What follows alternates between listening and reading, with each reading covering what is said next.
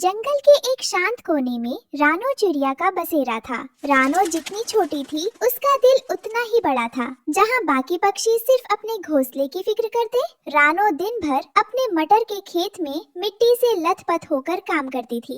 धूप खिली थी और रानो अपने खेत में मटर के पौधों को पानी दे रही थी। तभी उसकी सहेली टुनटुनी वहाँ पहुँची। अरे रानो, इतनी कड़ी धूप में क्यों मरी जा रही हो?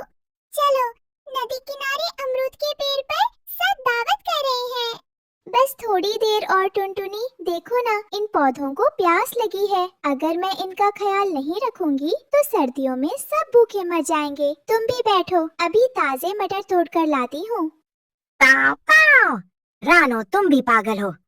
सबको मुफ्त में मटर बांट देती हो, खुद के लिए क्या बचाती हो?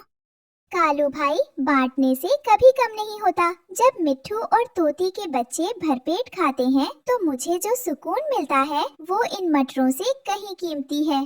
तभी मिट्ठू तोता और उसकी पत्नी तोती भी वहाँ आ पहुँचे। पूरा माहौल चहचहाहट से भर गया। शाम ढलने ही वाली थी कि अचानक आसमान में एक भयानक परछाई मंडराने लगी।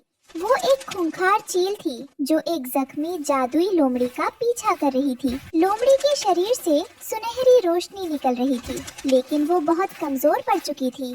कोई बचाओ, ये चील मुझे मार डालेगी। आज तेरी जादुई शक्तियाँ मेरे काम आएंगी। भागकर कहाँ जाएगी? लोमड़ी बदहवास होकर रानो के मटर के घने खेत में घुस गई और पत्तों के पीछे छिप गई। चील ऊपर मंडराने लगी। मिट्ठू, कालू, जल्दी देखो, वो जालिम चील उस बेचारी लोमड़ी को मार देगी। हमें कुछ करना होगा। लेकिन रानो, वो चील हमें एक झपट्टे में खा जाएगी। नहीं, अगर हम सब एक साथ हमला करें और उसका ध्यान भटकाएं तो वो डर जाएगी। कालू भाई, तुम अपने पूरे झुंड को बुलाओ, मैं और टुनटुनी कंकर गिराएंगे। शुरू हुआ एक बड़ा मुकाबला। कालू कव्वे ने शोर मचाकर पूरे जंगल के कव्वों को इकट्ठा कर लिया। सैकड़ों पक्षियों ने मिलकर चील पर हमला कर दिया। चील घबरा गई और वहाँ से भाग खड़ी हुई। चील के जाने के बाद रानो दौड़कर लोमड़ी के पास गई। लोमड़ी के पैर से खून बह रहा था। डरो मत बहन, तुम सुरक्षित हो। तोती, जरा वो करवे नीम के पत्ते लाना। टुनटुनी, पानी लाओ। अगले 10 दिनों तक रानो ने अपनी जान लड़ा दी। वो दिन भर लोमड़ी के घाव धोती, उसे अपने सबसे नरम बिस्तर पर सुलाती और खुद जमीन पर सोती। रानो, तुम खुद इतनी छोटी हो, पर तुम्हारी ममता आसमान जैसी बड़ी है। मैंने सुना था कि पक्षी स्वार्थी होते हैं, पर तुमने मेरी धारणा बदल दी। मदद करने के लिए बड़ा होना जरूरी नहीं है लोमड़ी बहन, बस मन में दया होनी चाहिए। जब लोमड़ी पूरी तरह स्वस्थ हो गई तो उसने अपनी पूंछ हिलाई और हवा में एक चमकता हुआ मटर का गोला प्रकट हुआ। रानो, ये मेरी जादुई शक्तियों का अंश है। ये महामटर है।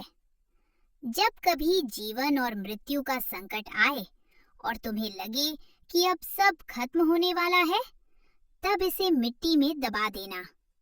याद रखना, ये सिर्फ तुम्हारी और तुम्हारे नेक दोस्तों की पुकार सुनेगा। 1 महीना बीत गया। अचानक एक रात जंगल की हवाएं बदल गई। काले डरावने बादलों ने पूरे सूरज को निगल लिया।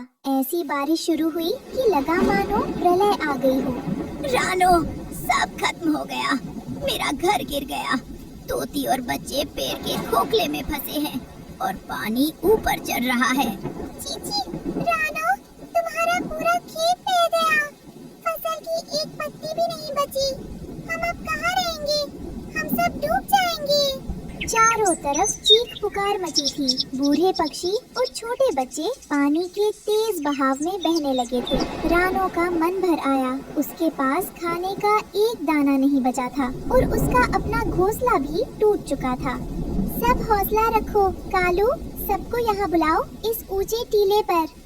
सब पक्षी टीले पर इकट्ठा हुए। सबकी आंखों में मौत का खौफ था। तभी रानो को जादुई लोमड़ी का वो गोला याद आया। रानो ने कीचड़ खोदकर उस चमकते गोले को अंदर डाला और जोर से चिल्लाई, हे जादुई मटर, मेरे जंगल के मासूम पक्षियों को बचा लो। अचानक जमीन कांपने लगी। बारिश की बूंदें हवा में ठहर गई। मिट्टी से एक विशाल हरा तना निकला। वो इतनी तेजी से बढ़ा कि देखते ही देखते एक विशाल महल का रूप ले लिया। ये महल हजारों विशाल मटर की फलियों से बना था। देखो, वो द्वार खुल रहा है। रानो चिड़िया, डरो मत, तुम्हारी करुणा ने मुझे जन्म दिया है। जब तक तुम्हारे दिल में दूसरों के लिए प्रेम है, मेरी दीवारें किसी भी वज्रपात को झेल लेंगी। अपने सभी मित्रों को मेरे आंचल में बुला लो। यहाँ काल भी तुम्हारा कुछ नहीं बिगाड़ सकता। हे दिव्य महल, क्या तुम हमारी बातें सुन सकते हो? तुम्हारी हर फली से एक अजीब सी शांति मिल रही है। हमारे जंगल को फिर से खुशहाल बनाने में हमारी मदद करना। महल के अंदर कदम रखते ही गर्मी का एहसास हुआ। अंदर की दीवारें रेशम जैसी नरम थीं और छतों से जादुई रोशनी टपक रही थी। अरे रानो, बाहर तो बर्फीली हवाएं चल रही हैं और प्रलय जैसी बारिश हो रही है। लेकिन इस मटर के महल के भीतर कदम रखते ही ऐसा लग रहा है जैसे किसी ने मखमल की रजाई उड़ा दी हो। इसकी दीवारें इतनी ठंडी और हरी दिखती हैं, पर छूने में इतनी गर्म कैसे है? तोती बहन, ये प्यार और निस्वार्थ सेवा की गर्मी है। ये जादुई दीवारें किसी भी तूफान को अंदर नहीं आने देंगी। यहाँ तुम्हारे बच्चे बिल्कुल सुरक्षित है। अब डरना छोड़ दो। अरे, यहाँ तो मेजों पर ताजे मटर और फल सजे हैं। ये तो स्वर्ग है। महल के बाहर सूखी सूखी जमीन पर अचानक मीठे मटर की एक ऐसी खेती लहलहा उठी जो बाढ़ के पानी के ऊपर तैर रही थी। दोस्तों, ये हम सब की एकता का फल है। कालू भाई, जाओ और जितने भी पक्षी बाहर फंसे हैं सबको यहाँ ले आओ। आज कोई भी पक्षी भूखा या बेघर नहीं रहेगा। पूरी रात तूफान चलता रहा, लेकिन मटर महल के अंदर उत्सव का माहौल था। सबने मिलकर रानो की जय जयकार की। रानो, मैं हमेशा कहता था कि दूसरों की मदद करना बेवकूफ़ी है। आज अगर तुमने उस लोमड़ी को न बचाया होता तो आज हम सब इस पानी में समा गए होते। कालू भाई, अच्छा काम कभी बेकार नहीं जाता। आज से ये महल हम सबका है। रानो, तुमने हमेशा दूसरों की मदद की, इसीलिए आज कुदरत ने तुम्हारी मदद की है। अकेले का सुख सुख नहीं होता टूनटूनी। जो साथ मिलकर बांटा जाए वही असली खुशी है।